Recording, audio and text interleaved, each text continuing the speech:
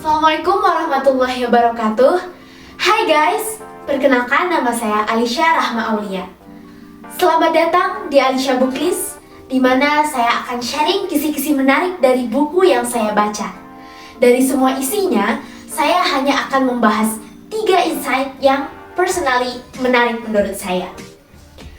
Kali ini kita akan membedah buku Atomic Habits by James Clear. Yuk langsung aja kita omongin autornya.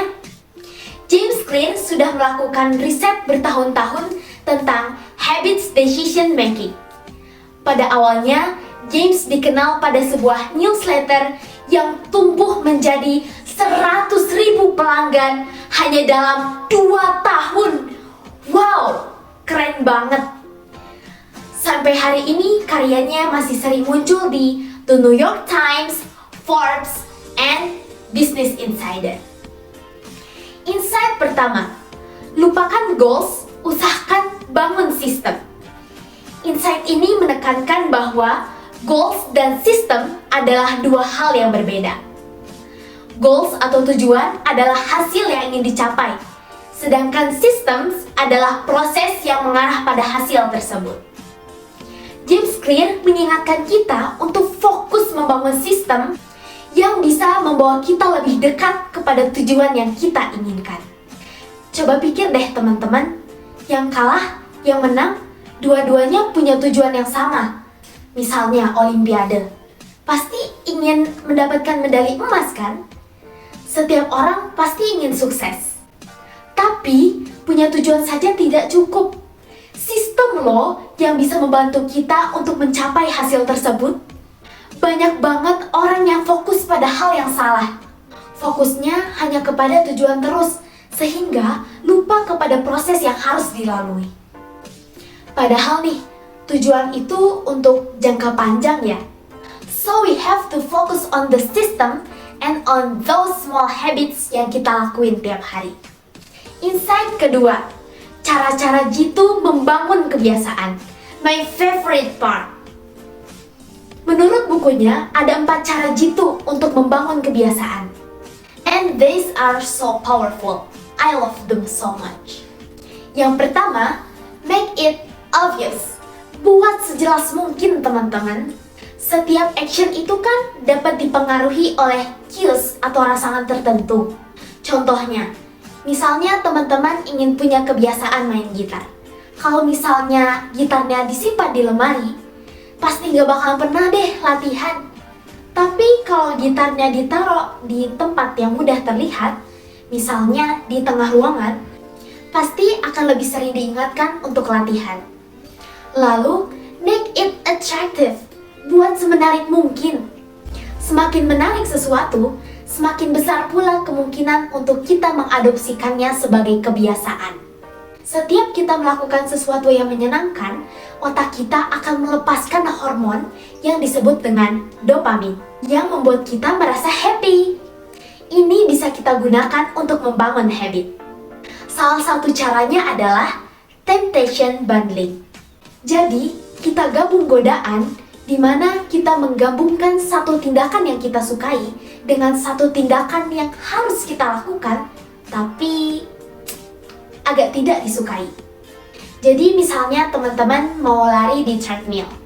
Teman-teman bisa incentivize yourself dengan cara mendownload acara favorit untuk ditonton saat lari di treadmill. Terus, make it easy. Buat semudah mungkin teman-teman. Sebagai manusia, kita itu kan termotivasi ya untuk melakukan sesuatu yang mudah. Semakin banyak energi yang terkuras, semakin malas biasanya. Nah, ada tips and tricks untuk membuat kebiasaan yang sulit menjadi lebih mudah. Misalnya, kita ingin berhenti nonton TV pulang sekolah. Bisa tuh, cabut kabel TV-nya atau cabut baterai remote-nya. Pasti jadi mager deh untuk nyalain TV. Dan kita bisa menggunakan waktu itu untuk hal lain yang lebih produktif. Cara lain untuk mengubah kebiasaan yaitu dengan mengubah mindset. Misalnya awalnya itu kita pengen belajar untuk ujian. Kita bisa memulai mindset, membuka catatan. Dengan begitu, kebiasaan jadi lebih mudah untuk dibentuk.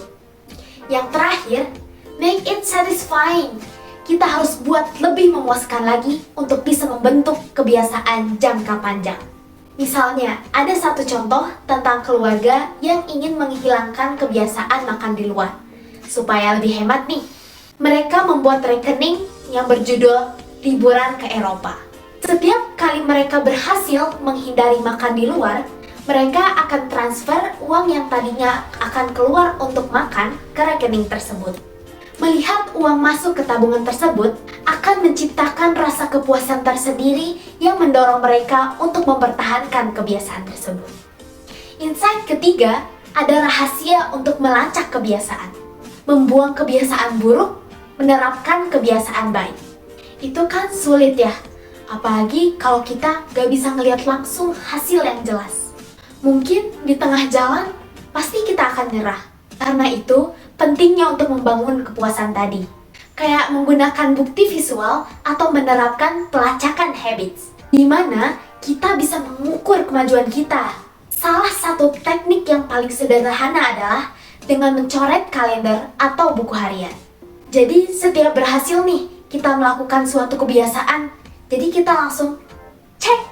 Nah, dengan tracking tersebut, kita bisa ngeliat nih kemajuan kita, dan itu tuh proses yang asyik dan seru. Jadi ujung-ujungnya kalau misalnya kita udah ngelakuin hal itu, pasti kita akan merasa antisipasi.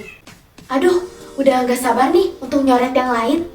Selain itu, kita juga bisa milih accountability buddy atau membuat kontrak sebuah perjanjian bersama teman.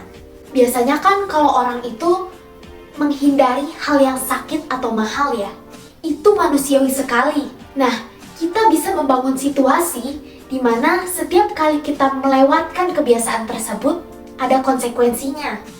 Contoh menarik di bukunya.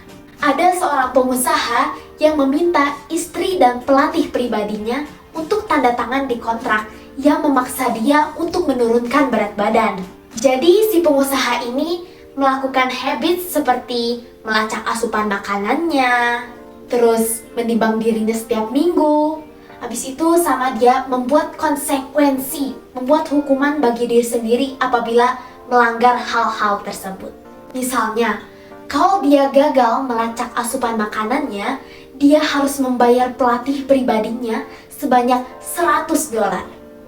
Dan kalau dia gagal menimbang berat badannya, maka dia harus membayar istrinya sebanyak $500.